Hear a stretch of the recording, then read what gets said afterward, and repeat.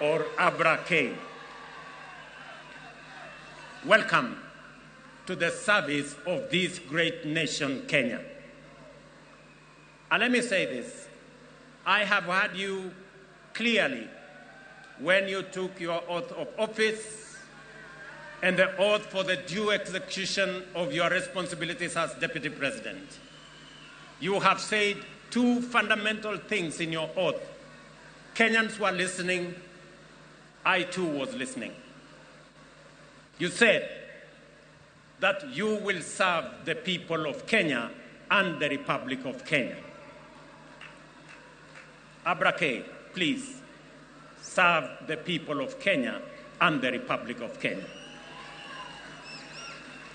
As I told our principal secretaries, as I told our cabinet secretaries, and as I tell every public servant who has a responsibility, who has a duty, who has the honor to serve our nation, let us serve the people of Kenya and the Republic of Kenya.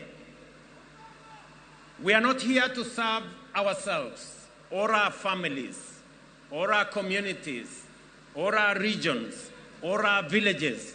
We are here to serve the Republic of Kenya and the people of Kenya. The second thing that you have said in your oath, I said in my oath, I listened to principal secretaries and cabinet secretaries and others.